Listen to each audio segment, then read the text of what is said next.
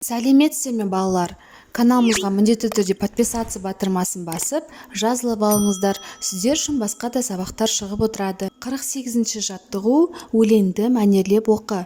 Жазғы саяхат жыры. Асқар тау, ну орман, айдын көл, асыл кең көгегін самал жел, жарқын жаз шақырды қол бұлғап. Жас ұлан, бізге кел.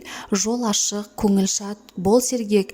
Келеміз жорықта серуендеп, ұлы отан жер қандай тамаша, көркейткен жемісті ұлы еңбек. Жас ұлан, кел біздің қатарға, дайындал жол ұзақ сапарға, жан қияр ерлерше өсеміз, жан күшін арнаймыз отанға.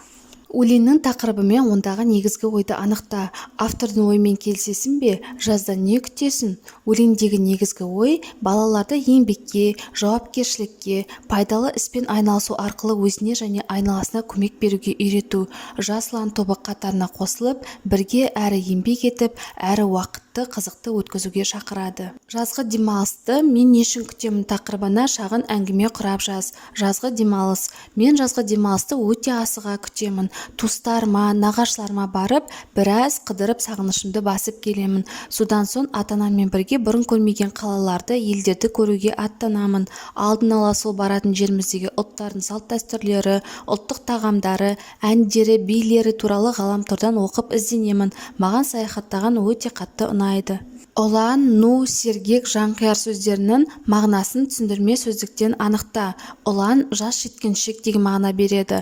Ну, қалың деген мағына береді. Сергек көңілі көтеріңкі, жайдары деген мағына береді. Жанқияр отан үшін от кешуге дайын, ер жүрек, батыл деген мағына береді. 49-ші жаттығу жұмбақтың шешуін тап. 4 ұзын аяғы бар, басында тарам-тарам таяғы бар. Жұмбақтың жауабы бұғы. Қарамен жазылған сөздерге сұрақ қой, сөз таптарына және сөйлем мүшелеріне талда. 4 неше, сан есім, ұзын қандай, сын есім, аяғы несі, зат есім. 50-ші жаттығу мақалдардың жалғасын тауып жаз.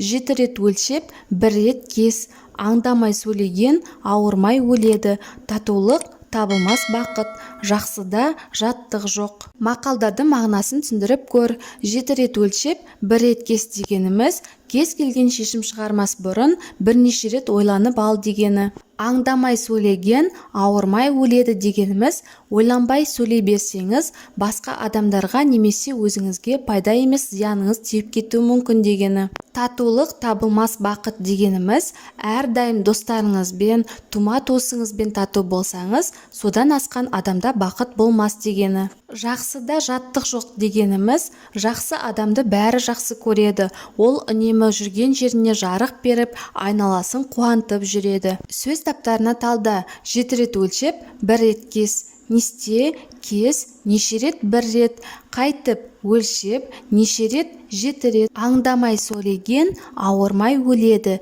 Не істейді, өледі. Қалай, ауырмай. Не істеген, сөйлеген, қалай, аңдамай.